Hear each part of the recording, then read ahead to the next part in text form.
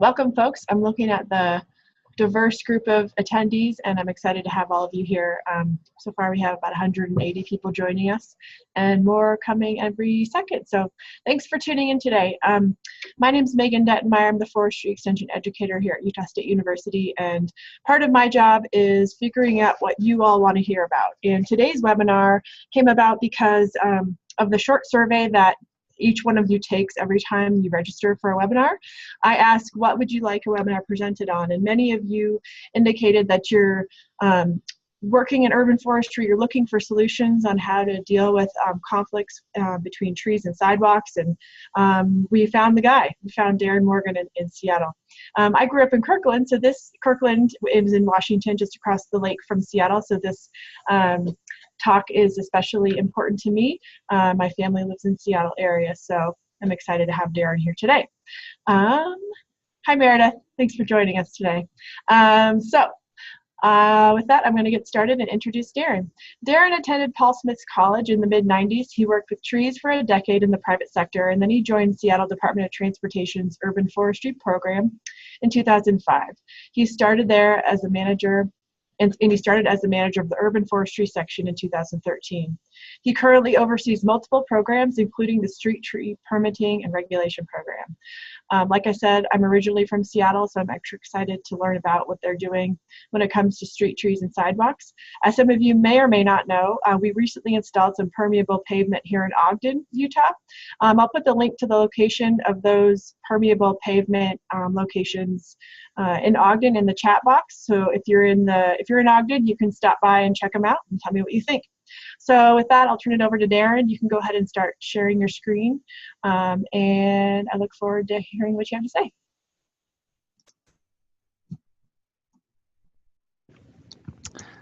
Thank you so much, Megan, for that great introduction. Let me just get a few things set up over here, and we'll get started. So who knew that this topic was so popular? I'm really excited and grateful to be here today, and grateful for your interest in our program. It's quite a challenge to cover this subject in the time that we have, so I've elected this approach for the next 35 minutes or so, as I want to be sure and leave plenty of time for questions. I'll spend the first few minutes describing the structure of our organization, which may be considered somewhat unique for a large city, let alone a transportation agency. So then I'll dive into the most recent projects and plans that shape how we approach maintenance and management of these assets, and spend most of the time diving into our trees and sidewalks operations plan that we completed in 2015. I'll work with Megan to share these links to these plans following the presentation. In my experience, many folks are very interested in the day-to-day implementation of the sidewalk repair tactics that make this work so challenging. So I've made sure to include some pictures and descriptions of some recent sidewalk repair projects. My plan is to leave at least 20 minutes to take questions, and as I mentioned to Megan, I'm open to answering 1 or 2 questions during the first half of our time together. So here in the Seattle Department of Transportation, we actually reorganized about 3 years ago into these 7 large divisions, which put urban forestry, our pavement management group, and our street maintenance and cleaning all into one division. So in fact, now the city arborist office, the landscape architect's office are all co-located on the same floor as the pavement engineering and management group, which runs the Sidewalk Safety Repair Program. Hey, so Darren, yes. Did you start sharing your screen yet? Yes, I did. Okay, we can't see it, so maybe it's just behind something, or. All right, let's see here. It's just an easy fix. There you go. Got it. All right, great. Well, thanks for. And now, so I can see your browser, your talk. There you go. And then do the, yep, you got it. There we go. All right, so obviously having our groups co-located certainly improves internal communication and strengthens the relationship between our different asset owners. So I'll dive into a little more specific detail about the work of these 2 sections within our department.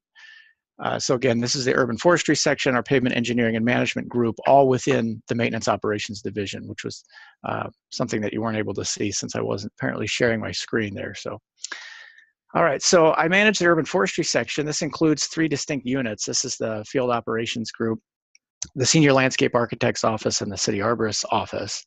So beyond the basic customer service function, that each of those units have here at the city. Each of them has kind of unique and well-defined responsibilities. Our field operations unit is responsible for maintenance of our street trees, formal landscape areas, irrigation systems, and shoreline street ends. Field operations also runs volunteer events and implements our street tree planting program.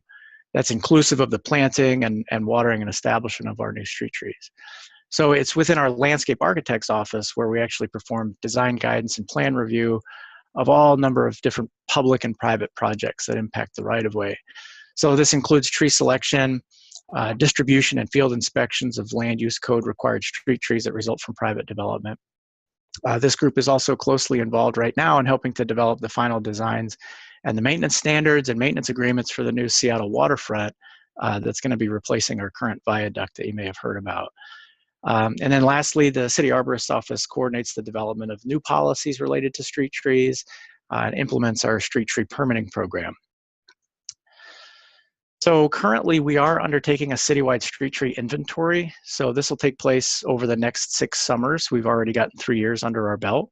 And these estimates do keep changing a bit, but I'm comfortable estimating that we have over 250,000 trees in the right-of-way, because many of them are in areas that we will never fully inventory, what we would consider unimproved conditions or unimproved rights-of-way. And we already have over 150,000 in the inventory. So the 6,000 figure of trees planted are only those that have been planted with our urban forestry funds. So there are thousands of others that are planted annually by funds from other projects, whether they're green stormwater infrastructure projects or capital improvement, or maybe even the adjacent property owner. If we include funding for customer service and planning, inventory work, and administration, the portion of our budget that's devoted to street tree management jumps from about 1.5 probably to 2.5 million annually. So the pavement engineering and management is the group that we work closely with regarding the intersection of trees, pavement, and pedestrian access. So there's a long list of diverse programs that they manage, including the Sidewalk Safety Repair Program. So we have to work closely with this group to develop changes to our standard plans and specs if we want to see more acceptance of design alternatives, particularly around trees. And just last week, the department announced that the coordination process for the next update to our city standards is about to get underway. So I have some work in front of me to get to see what changes we think are ready and able to get into the city standards. Though we rely on the engineers within this group to provide final determination on design to meet the Americans with Disabilities Act requirements, our department's ADA coordinator is actually seated outside of our division. So in that group, they're responsible for about 45,000 block faces of pedestrian access. About 33,000 of those are built out or improved with all different kinds of material, mostly concrete, of course. And the code, our Seattle Municipal Code requires that the adjacent property owner is responsible for the majority of the maintenance of those sidewalks. And they were built mostly with the original development in the 20s and 40s. We and SDOT are responsible to repair damage that's caused by our SDOT trees or by damages, say, that maybe our vehicles do to the sidewalk infrastructure. Right now, the budget for the Sidewalk Safety Repair Program sits at about 1.5 million, but the mayor did just release her proposed budget just yesterday and has allocated an additional $4 million proposed increase to our sidewalk repair budget. So we're excited to see how that'll play out over the coming years. Okay, so that's a quick overview of how we're organized. I just want to look more closely at the work we're doing to improve outcomes in the realm of public health and mobility. Last year, SDOT undertook a citywide sidewalk assessment at the direction of City Council. So with about $400,000 in funding, we deployed about 14 interns around the city to collect data. We ended up with over 156,000 different observations. And interestingly enough, about 3% of those were identified somehow correlated with SDOT trees. So interestingly, though I don't have the data, I have been told that the volume of complaints that SDOT receives regarding sidewalk conditions around our trees represents a much larger portion of total complaints. It could be related to the fact that many of our trees are located in high demand pedestrian areas, but I'm sure it's a little bit more complicated than just that. Maybe there's an interesting research project there. But the great report was published online, and the link It's embedded in my slide deck here, and I'll try and make sure it's available following the presentation. I talked to Megan. She mentioned we can make it available following the presentation. Or you can email me, and I'll send you the link. My contact information will be on the last slide. So this is a closer look at the breakdown of those observations. Note that about 440 of those, almost 5,000 observations around the SDOT trees were considered obstructions. So those could likely be relieved with tree pruning, as they typically indicate low limbs or maybe a leaning trunk. So the height difference means a stub or an uplift. Isolated cross slope refers to the angle of the sidewalk that's perpendicular to the street, that's out of design parameters. And then finally, the surface conditions generally means cracking or possibly subsidence. So this project really is the fundamental project that allowed our division to update the prioritization of both temporary and permanent sidewalk repairs. It was undertaken to help us predict repair needs, improve the enforcement program, educate property owners, and improve our ability to respond to claims and litigation. And I'd be very surprised if it didn't have something to do with the mayor's recent interest in investing in additional sidewalk repair. So then in 2016, we launched a new approach to how we organize our management efforts around street trees.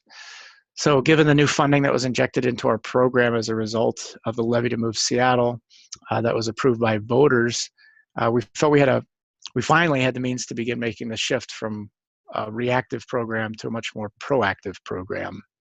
We struggled a bit to group our street trees by maintenance needs. So ultimately, we settled on geographic grouping, starting with city council boundaries, city council district boundaries, and then breaking those up further along census tract boundaries.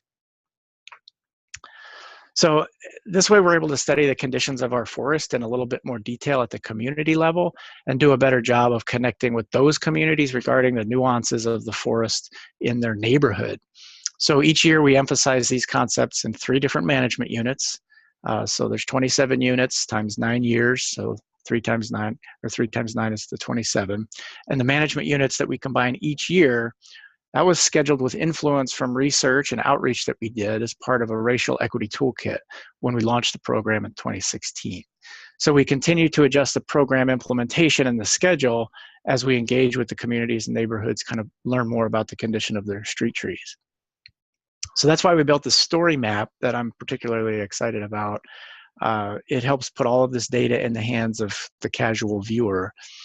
Through this tool, you can take a closer look at the overall canopy cover in the neighborhood, the percentage of which is in the right-of-way, and look particularly at the right-of-way canopy deficit data.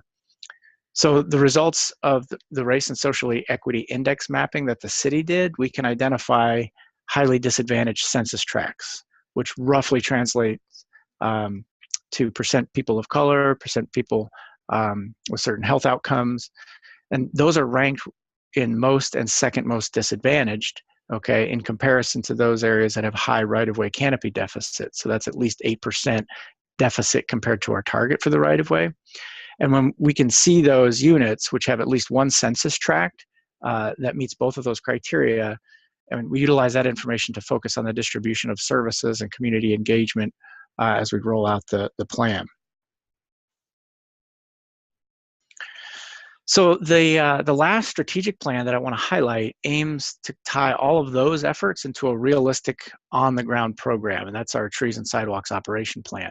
This was actually published in 2015, and it was developed with the help of a consultant. It includes all kinds of excellent information in one concise location, and it's full of references to other municipal programs. It outlines in detail the process to help make decisions around tree preservation and sidewalk repair, and it details about 36 different tactics to assist practitioners and designers, and it's complete with 3 concept plans that are applicable to neighborhoods in Seattle that have particularly challenging conditions. Again, the link to this, I'll make it available following the presentation, but I do want to move quickly through the next several slides to give a sense of what this document includes. Hopefully you'll find it to be a great resource following the presentation. So before I get into the details of some of Seattle's tactics, I'll review what I believe are some of the areas where organizations should develop best practices and how the development of this document helped Seattle kind of grow in those areas and where I think we have more work to do. So the first section of the Trees and Sidewalks plan is the summary of research that was done to take a closer look at what other cities are doing in this field. So it's possible that some of the work that many of you are doing is actually captured and summarized to some degree within the document. If nothing else, there may be hyperlinks that reach back to your programs. It's broken down by the topics that you see here. So given that this was published in 2015, I'm sure there's some updates that need to be done, but I'm definitely confident you'll find a lot of great information here. So of course in government, right, our decisions they're constantly scrutinized. And when we're faced with complex contextual decisions and sometimes a highly politicized environment, it can be tough to make decisions confidently, which I think is what makes this topic just so interesting, why so many people are interested in kind of comparing how we move through this process. So it's definitely made even tougher if the community feels as though there's no rhyme or reason behind the decisions that we're making. And so in response to that, we developed some standard materials that help us document the process that demonstrates the emphasis on public involvement, the information collection, the input of arborists, engineers, and landscape architects. All of those disciplines are actually represented in that image above our checklist there. So it takes that a step further. It shows the fully detailed decision process through all the different possible outcomes. Includes tree preservation, tree removal and replacement. It also details what criteria is analyzed if further evaluation is required. I would note that the public is informed when the work is just getting planned and before work is underway. So we do this differently depending on the size and complexity of the project, but oftentimes a poster on a potentially affected street tree is the most effective engagement tool, gets us the most feedback. The toolkit that's described within the plan is broken down into these 4 categories: paving, infrastructure-based, root zone, and tree-based solutions. There's a summary page that helps compare the different solutions so you can begin thinking through which might make the most sense given the context and phase of a project. And for each of these solutions, there's a corresponding detail page. So at this level, you can compare relative cost, expected useful life of the tool, and whether or not it's considered a proactive or reactive response, or maybe both. So this is an example of the more detailed toolkit description page. It includes the same information as the summary, but it adds narrative information, some imagery, estimated costs. It also indicates the best applications and when to avoid and consider other options. I mentioned the concept plans. I just wanted to point out that this is a level of detail that we're talking about when we use the word concept plan. It's generally something that can be put together prior to or in combination with a 10% design that includes information collected through the initial assessment, and comes in really handy when working with a large number of trees along a corridor that may be in the early stages of consideration. It helps give a general sense of which trees are worth retaining, which might already be in a condition to warrant replacement, and which may need additional evaluation. I would pause here. Megan, are there any questions that I should pause and take at this time? There aren't any right now, so okay. If anybody has any questions they've been holding on to, put them in the Q&A window and I'll interject them, but I don't see any at the moment. All right, sounds good. So a few minutes ago, I mentioned I would touch on areas where organizations should develop best practices and how the development of this document helped Seattle grow in those areas and where I feel we have more work to do. So this is that general list. So I'll spend just a few minutes on these, starting with communication. So just to be clear, I'm referring to internal communication, which has to be solid. It's got to be built around mutual respect, a culture of trust among the work groups and specialists. So we're fortunate now to have many of the decision makers around trees and sidewalks within one division, but we still have to address culture shifts and practices that are affected by staff turnover and strong personalities. Also, I mentioned earlier, there's a lot of work that occurs in the public rights-of-way in Seattle that are not leveraged through our programs. So we have to work hard to communicate these processes and the concepts throughout the department and with the public. So you've got to have a clear decision process that's transparent, defendable, and documented whenever possible. Ideally, you would have a process that gets underway early so that the information can be aligned with standard plan review processes if applicable. So this helps to minimize the likelihood of unexpected changes during construction and associated costs.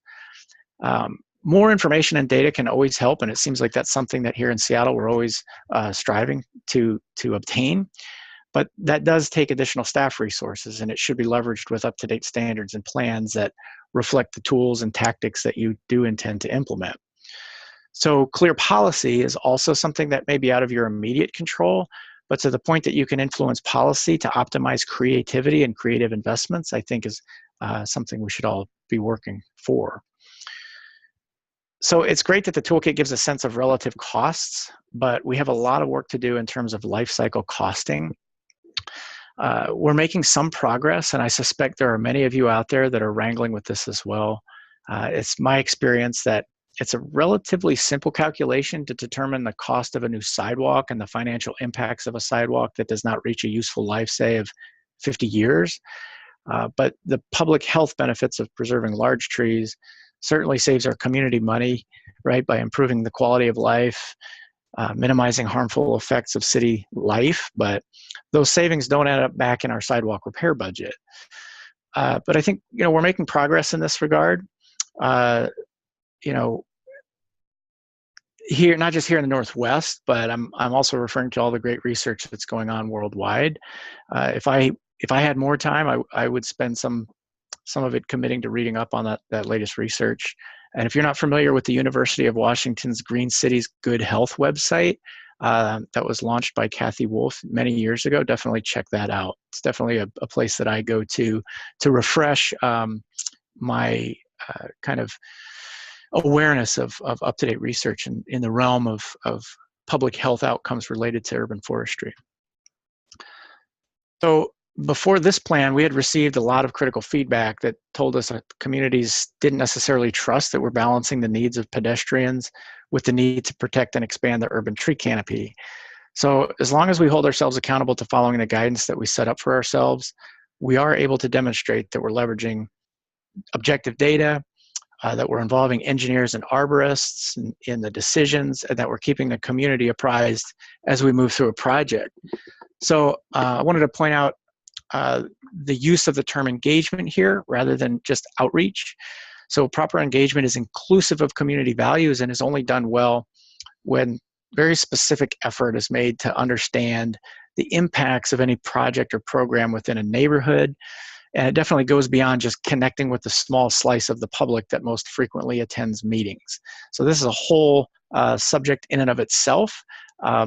And the City of Seattle has developed its own inclusive outreach and engagement guide. If you're interested in following up on that concept in more detail, again, that's another resource that I can share at the conclusion. So the more options you have at your disposal to address challenging sites, I think the more able you are to achieve the overall outcome. I still believe this is true whether you're trying to standardize your maintenance program, whether you're trying to expand tree canopy or reduce pedestrian injuries or all of those things simultaneously. We're happy that we have this toolkit in one comprehensive document. I feel it helps reinforce our commitment to innovate, but as with any complex program, that's rooted in the past standards or the safety, risk avoidance. Cultural adoption definitely remains an ongoing challenge. Darren, what's being used in that picture? Let's take a look here. This is some rubberized pavers that were cut specifically to add some pedestrian space for a permitted obstruction. That is a very popular encroachment in our downtown core. It's a sidewalk cafe. And so we do have a process within SDOT to permit those structures in the right-of-way, but there are constraints, obviously, within the space, and we have to require a certain amount of pedestrian space. So is it possible that this was permitted without acknowledging perhaps that this tree pit extended in the pedestrian zone? I think maybe that's what happened. And so then we went in retroactively, and rather than paving that portion of the tree pit, we utilized rubber pavers to add that additional pedestrian space. So did you guys, I've never seen a paver like that. Is that something you have made, or is it just you purchased that from an outside? We purchased that from an outside vendor several years ago, so I don't quite know the trade name of this particular product. Okay. Do you guys use Silva cells? Somebody asked about Silva cells. Do you know what those are? Yes, we have utilized soil cells as generally we're using those in private development projects where the investment is affordable for developers who are required to meet code requirements for green infrastructure in the right-of-way as part of their development project. And downtown, with the new, what we call our Streets Illustrated, which is our director's rule that provides design guidance for all of the public space improvements related to private development, we have minimum standards now for soil volume. I believe it's 1,200 cubic feet of soil volume as a minimum requirement. And one of the few ways that that can actually be achieved in many cases is with the use of soil cells.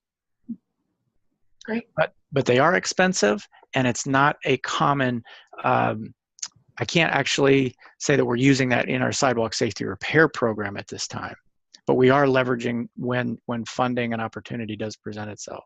Okay. Just real quick, somebody asked if I'm going to be emailing or providing all the links. So I will send out a special email with all these links. So don't worry about writing them down or anything. Just yeah, enjoy the presentation, and we'll get those out to everybody who's registered for the talk. Oh, excellent. Thank you very much, Megan. Appreciate that. All right, so lastly, in terms of risk management that I just touched on, the risk that's associated with sidewalk defects or tree failures, it certainly plays a role in every organization's approach to problem solving in this arena. So leveraging best practices based on research, committing to a well-prioritized plan of attack, and documenting decision-making, they're all critical to managing that risk. The sheer variety of conditions and the decisions of the past continue to make, this issue very interesting for all of us. And I think that's why there are so many people here today just to share information about how we do this. I certainly look forward to finding ways to standardizing a more diverse set of sidewalk repair options. And then before we dive into the fieldwork discussion and the images of some of the sidewalk projects that we've taken on that involve some of these tools, I'd like to acknowledge some design criteria that we work within that is to ensure equal access, right, for all the users of our transportation system. So I know that we have some folks from outside the United States here that may or may not be familiar with the Americans with Disabilities Act, but it was a civil rights law that was passed in the United States in 1990, and it actually prohibits discrimination against individuals with disabilities in all areas of public life. Specifically, there's guidance that's available for public rights of way that addresses various issues, such things as access for blind pedestrians at street crossings, wheelchair access to on-street parking, curb ramps, pedestrian signals, any general constraint that's posed by space limitations, including roadway design practices, past roadway design practices, the existing slope and the terrain. MEF in this slide refers to the maximum extent feasible. Okay, and so that's the required process that needs to be followed, including documentation, and that must be met whenever existing conditions limit, right, the absolute conformity to the enforceable design standards. All right, so diving into some of these repair alternatives that we typically employ. Obviously, I think root pruning is a commonly utilized tactic across the board when we're repairing sidewalks around trees in Seattle. It's often combined, though, with other strategies, right, to optimize the longevity of a repair. So it's certainly reactive in nature, and it's highly contextual.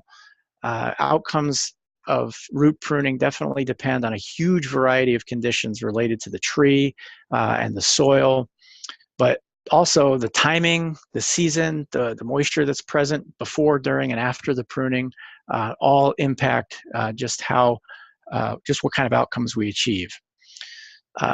Air excavation is a necessity. We use an air spade as a matter of course, and we believe it should be done very thoroughly to inform decisions.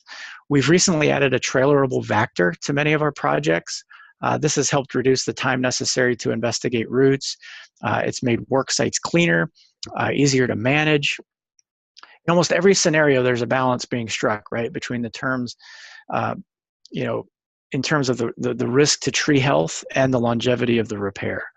Really, really tough, complicated decisions arborists are typically faced with when dealing with root pruning. So like I mentioned, we often combine root pruning with some degree of sidewalk offset if space permits. So this is not always possible in the downtown or in other business districts. In those cases, perhaps we're expanding tree pits and using flexible porous surface treatment if pedestrian conditions demand it. Typically, we do not reduce sidewalk widths under 48 inches, but we'll often remove private landscaping in the right-of-way if it helps us to preserve valuable trees. In some cases, we will seek temporary construction or permanent construction easements to obtain that width, but that's pretty rare given the cost that's associated with that. So it's just another interesting example may be that the tree pictured is partially in the right-of-way, partially on private property. So we don't own our rights-of-way. Any tree that's growing partially within the right-of-way is protected by the street tree ordinance, right? And so we would treat these trees with the same approach that we would expect from the private property owner. So that's to say nothing can be done to the tree that ignores the rights of ownership of the other. So in this case, I believe the sidewalk repair may have been initiated by the adjacent property owner, and Urban Forestry was engaged to outline the measures that were necessary to ensure the sidewalk was repaired while still preserving the tree. So that is a function of our city arborist unit that oversees work undertaken by private property owners who are seeking sidewalk repair adjacent to street trees. Here's another example, a very recent example of a sidewalk offset around some linden trees on Roosevelt Way Northeast. These were just completed this month, I believe. So I want to spend a little time looking at steel plates. So we're going to share the details of what for us is a unique project. We undertook this summer to preserve a historic London plane tree. So the World's Fair was held here in Seattle in 1962, much of in the area of what is called Seattle Center. That was the campus of that event. So all around Seattle Center are these London plane trees. They date back to 1960, 1961, which for a city of our age is actually considered historic. I know that's certainly not the standard in many other locations, but these are some of our oldest street trees that we manage. And they're planted just ahead of the event as the city invested to improve the streetscape around Seattle Center. So we've done some significant root pruning on several of these hardy trees in the past. We're of the opinion that they're quite resilient in this climate, which is one of the reasons we decided to take on such extreme measures here. So there's a retaining wall just on the other side of the right-of-way line here. And there are very few other significant roots that we were able to uncover, during our investigation. So we decided to carefully shave this uplifting root and followed an example shared by Gordon Mann to install steel plates to redirect this new root growth. So this is just to show the root that had to be managed, right, in order to replace the sidewalk and make some assumptions that a tree of this size and vigor had to have other significant roots that we were just unable to locate. So I want to really mention Joe Markovich here. He's our tree crew supervisor, and he'd been advocating to make some improvements in our repair toolkit and how we approach root shaving. And so here he is, he's hand planing these roots to create as smooth a surface as possible to facilitate plate installation at the appropriate grade to come back with concrete repair. So there's no other tool that we're aware of that can perform this work with this level of precision. certainly not a chainsaw or a stump grinder, but we certainly have done our share of that as well. So this shows the remaining root structure kind of meeting with that base gravel layer after the planing was done. It's kind of an interesting image, I think, like the organic shape of the root there juxtaposed with the surfaces around it. It's pretty unique. And then these images show the installation process, which included pre-drilling the steel on site with cutting fluid and specialized drill bits. This solution was designed and installed in less than 8 hours with 2 motivated tree crew members. And here's what it looked like when it was ready for concrete. We're not estimating the longevity of the repair, but we're going to monitor it. We'll make note of the presence of the plate in both our tree asset details as well as the sidewalk segment details in our asset management program. I'm of the opinion that we should continue to implement these when it's appropriate. There might be certain cases around high value trees with limited root systems that we believe can withstand this kind of treatment, particularly in areas of high pedestrian volumes and significant constraints in terms of space. Darren, when was that done? Just out of curiosity. That was just done. I think we wrapped that up in July. So okay. Very, very recent for us. Pavers certainly come in a variety of shapes, sizes, and materials. They have a number of advantages over standard concrete. They can usually be impacted by root growth without creating significant height differentials. I think that's one of their biggest benefits. So we've installed rubberized pavers in a few locations. One of those was an example that we talked about earlier downtown to reduce the tree pit size and optimize the pedestrian space. But we have also replaced a few of those with the flexible surface treatment that's come about since then. And the site that's pictured here, this was installed around 2006 or 2007, and we have adjusted it only once that I'm aware of since then. So the challenge I think that we face with owning some of these paver alternatives is gearing up to maintain them. So on one hand, they're advantageous because they're easier and cheaper to repair. And this can be done several times before you reach a comparable cost of concrete sidewalk replacement. But on the other hand, you have to have the willing expertise on hand to make the repairs. It's not so much that our concrete crews and finishers, can't do it, but the frequency of site visits is a bit of a barrier when we're already challenged to respond to the existing backlog of concrete repair. So perhaps there's a contractor solution here that we haven't investigated fully. And I think there are a lot of other untapped advantages to modular paver systems, and I would certainly like to test more of them. So earlier this year, we did identify a potential site for a large flexible surface treatment pilot project. I have to admit, I just call it FST because I find it easier to say than flexible porous surface treatment. There's no proprietary name or anything. It's just what I have gotten in the habit of calling it. But the project that we were looking at for a large pilot project was ultimately delayed for a few reasons. One of them was compounding street side pavement damage that gave us the lack of confidence that all of the trees could survive. Another was settling on a base course around the tree roots that we wanted to preserve. And then I think lastly, it was just the logistics of having our crew install the concrete and scheduling and bidding the FST installation by contractor. We don't have what are called blanket contracts for this kind of work, so we have to go through a bid process, which it just made things a little too challenging for us to complete this summer. So we ended up putting that on hold until we sorted out some more experience at smaller locations. So as I'm mentioning here, we do use this very consistently in tree pits. It's just we're not in the practice yet of using it as a sidewalk treatment. But I am interested in learning from others who may be using it as a sidewalk replacement.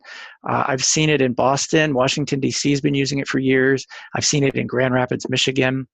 So if any of you have installations that have seen heavy pedestrian use for more than 6 years, I would love to hear about them. So I don't think I could close up the presentation without acknowledging the role that shimming and beveling has in our sidewalk safety repair program. It does make up a significant portion of our response efforts. It's quick, it's relatively inexpensive, and it should be since it's not considered a permanent repair. Shims, though, can stay in place for years and be replaced several times if the permanent repair is not prioritized at that location. We also use shims and bevels to respond to uplifts that are not associated with SDOT managed trees, and that explains why so many are installed. So earlier you heard me mention that majority of the trees and sidewalk issues are the maintenance responsibility of the adjacent property owner. However, we cannot completely absolve ourselves if we're made aware of risk in the right-of-way, right? And so that's where the shimming and the beveling often comes into play, because it's very reactive and it's relatively affordable given the number of sites that we have to visit. So the beveling looks like this. It's been utilized a lot more often over the past several years, and I think partially due to the fact that it's considered a bit more of an aesthetic solution than an asphalt shim. But we contract this service out, and we can only utilize it up to something less than 1.5 or 2 inches, because we can't create a situation where the sidewalk is so thin that it can't stand up to wear. Our sidewalk standard is about 3.5 inches. So that's basically it in a nutshell. So I wanted to make sure that I left, looks like we have 15 more minutes for questions. I'm glad that I could move through that. That's great, Darren. Questions? Yeah, so we have a fair amount of questions about the steel plates. Okay. I'm going to read something from Mark Porter. Okay. He asked us before you started that section of his talk. So he says, Sunnyvale, California is using 1/8 of an inch in plate steel as a root barrier. A displaced sidewalk is removed. The offending root is shaved horizontally, but they use a chainsaw. Okay. The 1/8 plate steel is cut to size, and holes are drilled in the steel. Is lag screwed to the shaved root. He says the repair technique is reported to last 20 years or more, and personal communication from Leonard Dunn of Sunnyvale, California, City Urban Forestry Manager. So that's good news. Anyways, yes. And I'm so glad that you mentioned that, because when I reached out to Gordon Mann as I was putting this presentation together, he did let me know that Sunnyvale was really the place that was doing a lot of that type of work. But because I didn't have time to touch base with Leonard, I didn't have a lot of details, and I wasn't quite comfortable, with the level of information I had. So thank you so much for sharing that. I think that is a great resource. Cool. Richard had a question, and I think you clarified this, but can you just speak to it? Are the steel plates, are they just resting on the surface of the roots, or are they anchored in some way? They are anchored, so we drill them on site and lag bolt them into the root that's below the plate. So Okay, it sounds like we're using almost very similar. Maybe our steel was a little thicker, but we're using the same process that I think it was Mark that described from Sunnyvale. Right. Okay. And are you using a hand planer for the whole root shaving operation, or do you use something in the beginning and then plane it down? In that case, we used just the hand planer, but we have in the past, and we'll probably continue to use stump grinder and chainsaw also, depending on the context and how much maybe time we have. But the hand planer is reserved for really precise work when we're going to install those steel plates. And remind me the thickness of the plates again. I was speaking to Joe about that, and I believe we used 1/4 inch. Okay. Somebody asked if you've gone back to the tree years after the steel plates were used to evaluate the response, growth, or survival rate of the tree roots, and you said you just started using those, so you'll be visiting in the future. Definitely. And it sounds like it was in Sunnyvale where this has been in construction for many years, so they may have some more experience with it. And like you said, I think they were getting over 20 years of service life out of that. So that's great. All right, dumb question. What's lag bolt mean? Lag bolted? I don't get it. A lag bolt is a bolt that is slightly larger than the hole that you're drilling. And so the threads of that bolt are what are actually holding the bolt in place, rather than a washer and a nut on the back side of a machine. What's of the alternative, which might be a machined bolt. Got it. That makes sense. Okay. Let's see. Do I have any other ones about the steel? Alexander asked, why do you shave the roots instead of raising the sidewalk and bridging over the roots, sloping up with a long taper? That's a great question, and it's neither are absolute. So depending on the context of the situation, we will do one or the other, or perhaps both. But the constraints that we're often faced with in a really highly urbanized, built out downtown area particularly, will have private access points such as private stairs, concrete driveways. Usually there's other pieces of infrastructure that we have to meet, okay, over the distance of the repair. And we have to meet those grades without going over an acceptable ADA compliant design. So those constraints kind of work together, and sometimes we push the envelope, and then we'll get into root shaving. So it's not an absolute, but we use those oftentimes in combination. And oftentimes I'm advocating to expand the size of a repair project so that we can have a better chance of achieving acceptable grades. Connor Sheridan asked, with regards to root planing, would the roots not eventually form reaction wood and then heave the surface panels? Yes, very possibly, right? So, I think the idea behind the plates is to try and redirect some of that energy. That's the theory behind it, that instead of immediately growing straight up, that some of that reaction is deflected horizontally along the plane of the underside of the new sidewalk. So time will tell if that theory stands true. Any experience using sulfur as a root barrier on the No. topic of root barriers? Sulfur, no. Matt Einhauser, feel free to elaborate either in the Q&A or in the chat window. I'm still on the steel. We got a lot of steel questions here. I don't know, you can just go back to the slides if you want to just sure. Picture as we're going through this. Chris Daly asked, does the concrete go directly over the steel, and how much do you shave off the roots at most? I don't know. How big were those roots, and gosh, boy, it's hard to tell. But. Yeah, it depends. They were anywhere from 4 to 6 inches in diameter, depending. You can see there's a lot of variability along the length of that root. I think I'm gonna just throw out there that we want to retain at least half of the root width, but I think that's really tough to. It's tough to be precise with that.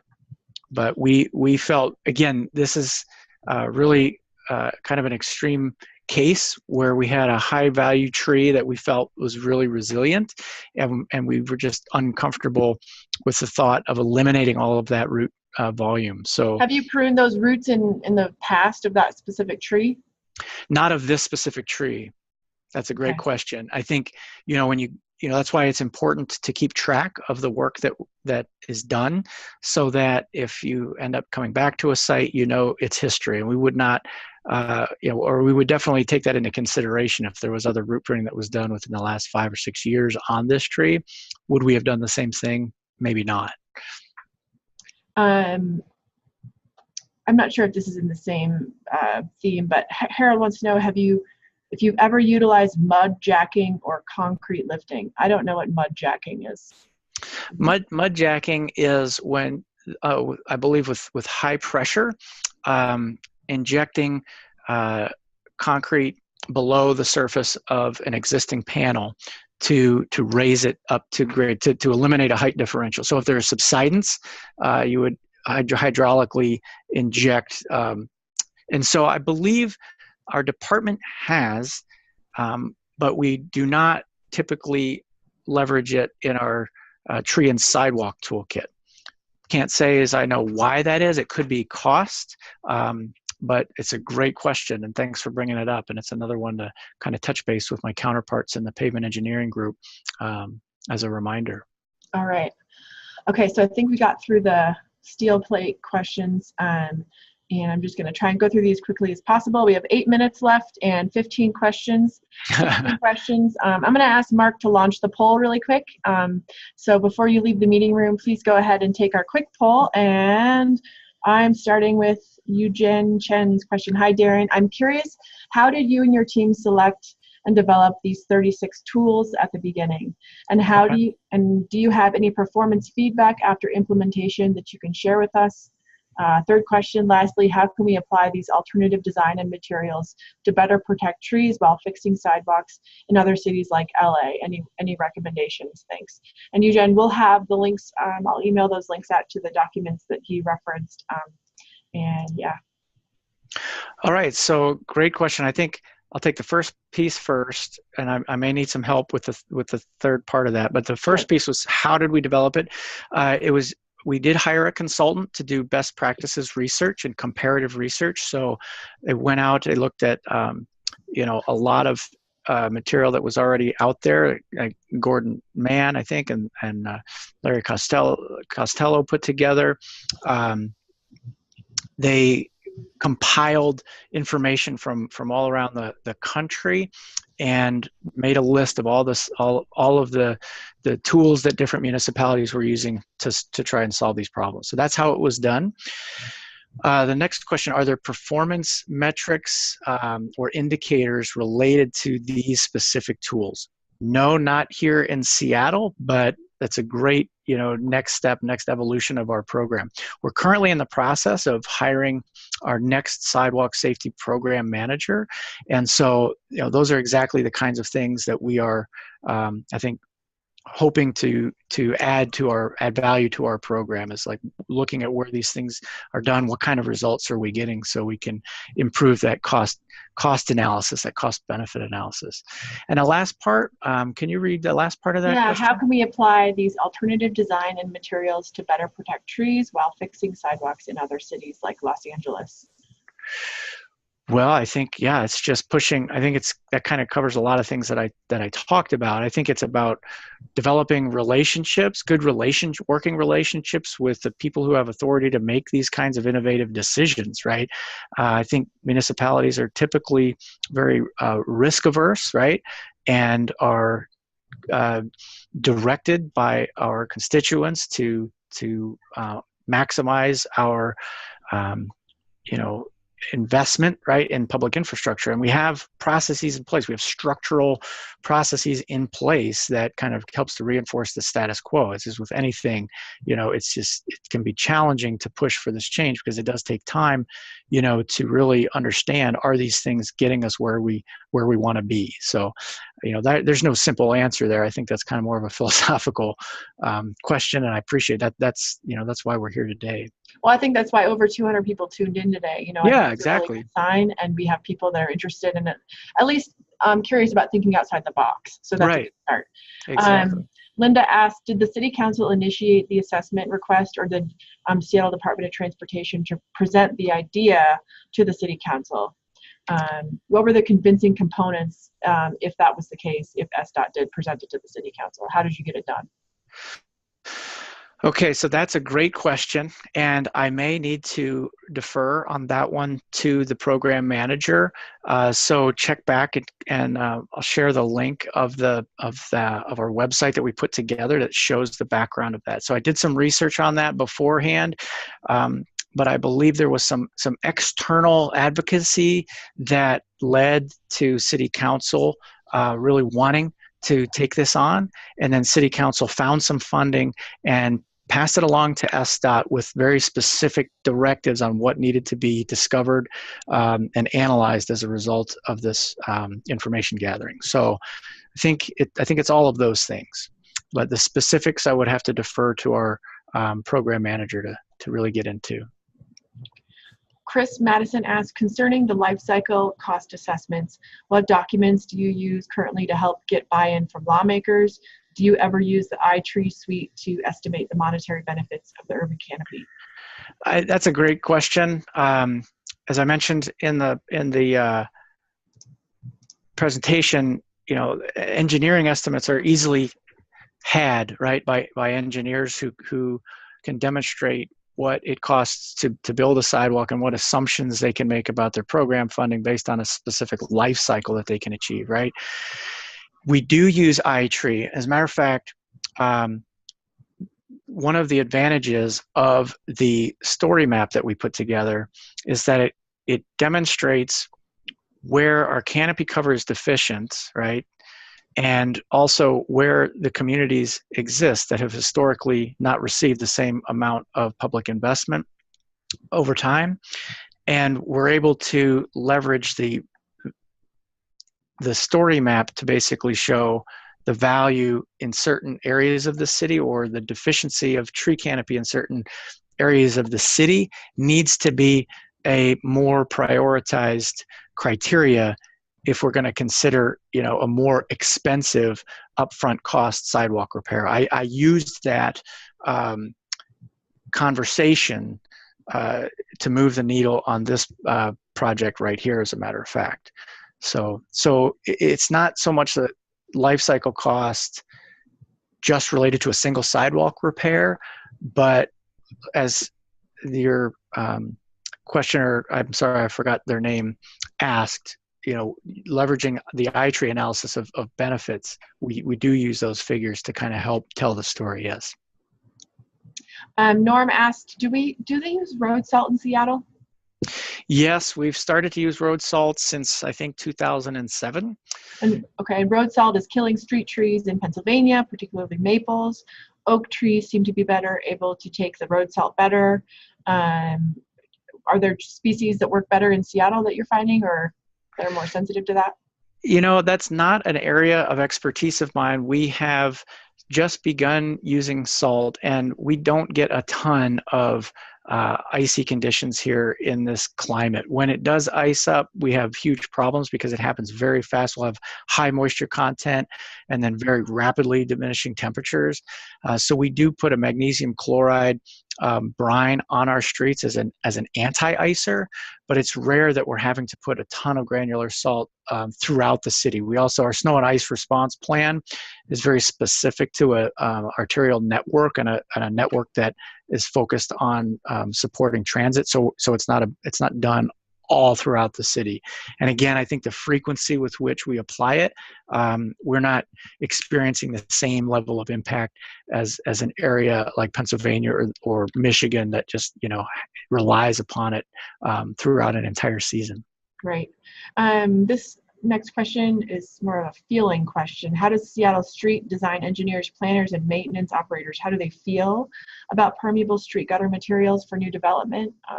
Are they open to that, or is it something they're not super excited about? It definitely does depend on who you ask. So we have, in that regard, something probably very similar to their question. In the climate of maintenance, very challenging to maintain, right? Which is the argument against. But the argument for is that it allows for stormwater infiltration, right? And for the most part, our public utility is responsible for managing and maintaining the green stormwater infrastructure that's installed in the right of way.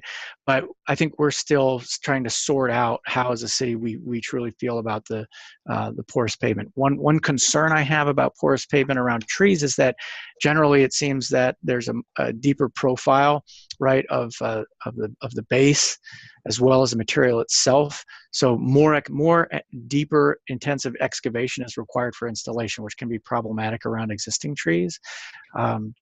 But I think we're in the same boat, still struggling to figure out how do we support that permeable pavement with affordability of maintenance. We found that it's estimated to be about 30% more than the business as usual, just concrete sidewalk. I see. So that something to That's why we've only have one city that has used permeable pavement that I know of in Utah. However, St. George just bought some, so they're going to be installing some permeable pavement there.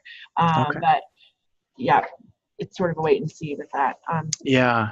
Somebody asked, are there tree species that tend to cause most sidewalk damage in Seattle? I generally find that people have strong opinions about that, around particular species of trees.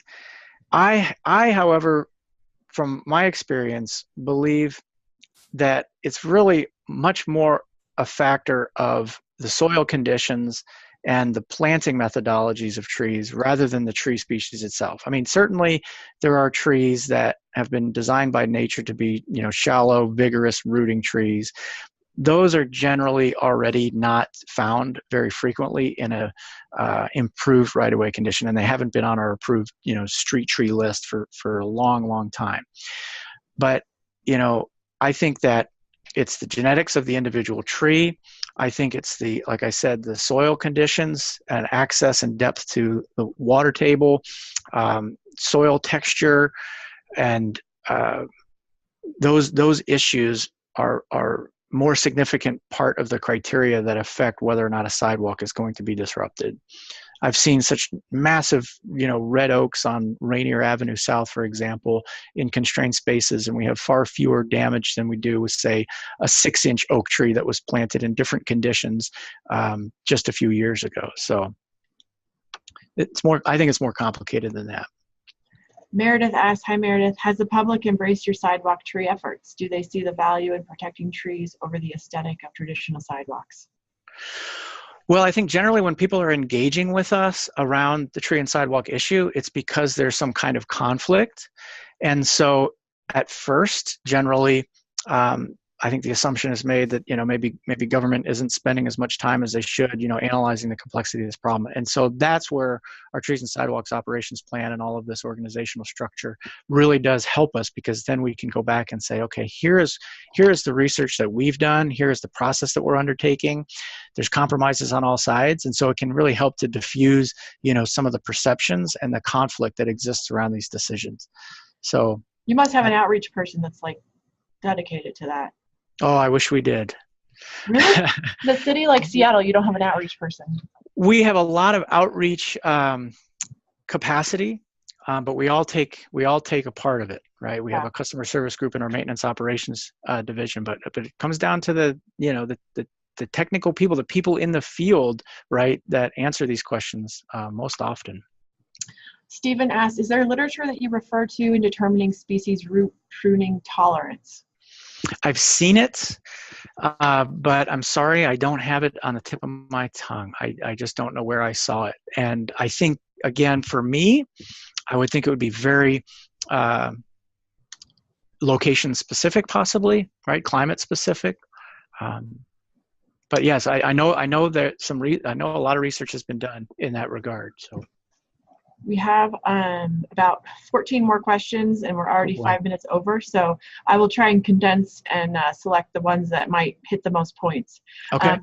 Let's see. Do you have planting standards for park strip widths based on tree species? Yes, we have a SDOT street tree list, and it identifies minimum planting strip widths for each species. We're looking, actually I have a meeting just this week as a city. We have about 9 different departments that manage trees in the city of Seattle. We're a decentralized organization with regard to urban forestry. And we have lists for GSI. We have lists for green factor, which is related to development. Seattle City Light publishes lists, and we have our street tree list. So we have just compiled all of those lists together. We're going to start sorting through the criteria and see if we can't put together a one size or kind of a one list to rule them all here in Seattle. What are your strategies, or if you have any, for engaging property owners to adopt these alternative designs and materials, or is it just simple email, responding? And well, that can be challenging because oftentimes when we are engaging a property owner in a sidewalk repair, it could be that we are requiring them to fix a problem that was a result of a street tree that they're responsible for. So a lot of conversation, a lot of education. It's not always easy. There are cases where we have large development projects where what's called, our street improvement permit has been issued, and so all of those kind of design decisions are worked out well in advance of construction. But yeah, that's a one-by-one conversation with the adjacent property owner. A couple of people have asked about responses of trees after root cutting or root shaving, and they were wanting to know if you had mortality after that. And it seems like the root shaving is kind of new, but the root cutting, how have trees responded over time after that technique? Well, it's tough to answer in any form of absolute. I've definitely seen trees decline. I've seen, depending on the type of tree, sometimes whole portions of trees can decline. In other cases, there's no impact whatsoever, it seems. So it runs the whole scale. And that's where, experience of practitioners paying attention to the impact over time of the trees where we're doing this work can be really helpful. And I think as we attend conferences and as we travel to one another's areas of expertise, just kind of comparing notes and discussing outcomes on a case-by-case basis. But it can be really, really hard to predict. And oftentimes we're pushing the envelope. I feel that we're really pushing the envelope. But we do have certain tree species that we feel are quite resilient. Anything, in the Acer group, here in the Platanus group, we generally feel that we've been pretty aggressive and yet pretty successful in retaining trees. Okay. Yeah, there's a lot of interest in root pruning. Any research into the decay of roots after shaving? Seems like that's something is kind of wait and see, or not really. Yeah, there's a lot of research out there for sure. Let's see. Oh, hi Darren, have you used rolled root barriers to minimize or deflect encroaching root issues? Yes, we do. What's a rolled root barrier? Well, I'm not sure what rolled means, but we do have root barrier in our standard plan, both along the curb edge and the sidewalk edge for installation of new trees. So 18-inch depth. We've used it on some some projects on MLK, which is I think a 4.5-5 mile stretch of right-of-way that was improved in 2006. The image that let me see here. This is the Sound Transit. Trying to highlight this. So this is the Sound Transit's light rail corridor here. So all along this 4.5 mile stretch, wherever a tree was installed, we installed root barrier. Cool. What is the material you are putting over the shaved roots? Aggregated base, structural soil, or was it just directly the steel plates? In this example, it was just the steel. Yeah, okay. The gravel that was in the image was just the normal base that's required for a standard sidewalk. Okay, we're almost done. You guys are awesome for sticking with us. Is the green colored material just gravel mulch? I'm not sure in what green colored material. I'm not sure in what picture he's referring to.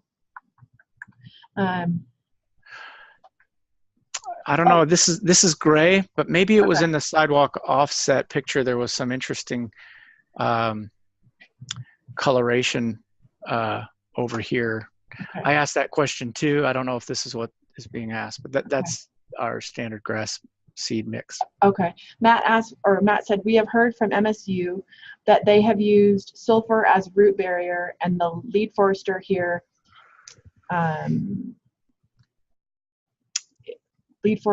before this person had started a pilot program in recent years, starting to use a sulfur layer at a specific rate as a root barrier. Jury is still out to ask the effectiveness of that technique. Interesting. I've never heard that before. I'll have to look that up. Thank you. What is the preferred aggregate and specifications to limit sidewalk upheaval? Is there, or does that just depend on your location maybe? I think it depends on your location. We don't have, we do have some structural soil in our standard specifications, but we took that standard specification directly from Washington State Department of Transportation. So if you're looking for a structural soil mix that's in standards language, that's where you could find it. When we were considering the FST installation for that large project that we ended up delaying, we are considering putting pea gravel around the roots that we intend to preserve, right? And then are compacting our 3/8 crushed gravel on top of that. So I don't have it in a standard, but that was what we were working towards. Well, Darren, I think you've given all of us a lot of food for thought. I really appreciate you taking the time to put this talk together.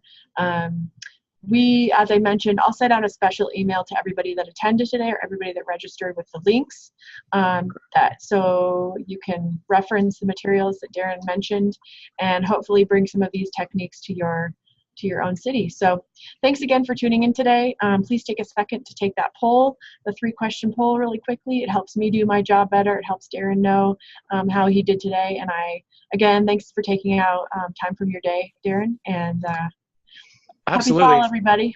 Thank you so much for attending. Really appreciate all the great questions. Thanks for all the interest. Thanks, Mark. Thanks. Bye-bye. Have a good day, everybody. All right. Take care. Bye.